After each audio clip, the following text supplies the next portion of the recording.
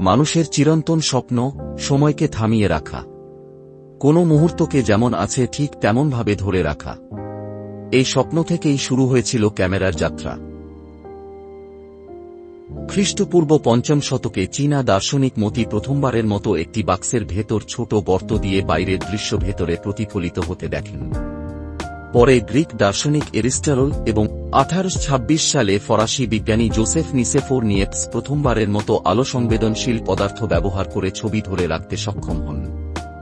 তিনি একটি টিনের পাতায় বিটুমেন নামক পদার্থ মাখেন আর ক্যামেরা অবস্কুরা ব্যবহার করে জানালা দিয়ে বাইরের দৃশ্য ধারণ করেন।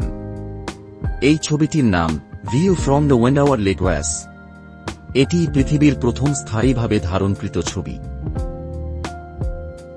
নিয়েপস মারা যাওয়ার পর তাঁর সঙ্গী লুই দাগের 1839 সালে উন্নত প্রযুক্তি বের করেন। এটি পরিচিত হয় ডেগেওয়ারিভ ক্যামেরা নামে। এখান থেকেই আধুনিক ফটোগ্রাফির যাত্রা শুরু হয়। এই আবিষ্কারের পর সারা ইউরোপে ছবি তোলার এক বিপ্লব ঘটে।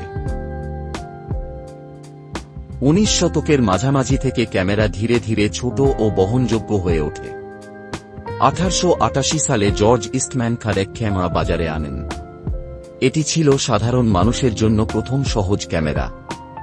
এরপর ধাপে ধাপে এসেছে ফিল্ম ক্যামেরা, রঙিন ছবি, ডিজিটাল ক্যামেরা, আর আজ আমরা পৌঁছে গেছি স্মার্টফোনের যুগে। প্রথম ক্যামেরা শুধু একটি প্রযুক্তি নয়, এটি মানুষের স্মৃতি ধরে রাখার স্বপ্নের বাস্তবায়ন। চীনের একটি সাধারণ গর্ত থেকে শুরু করে আজকের হাইটেক ডিজিটাল ক্যামেরা, এই যাত্রা আসলে মানব সভ্যতার কাহিনী।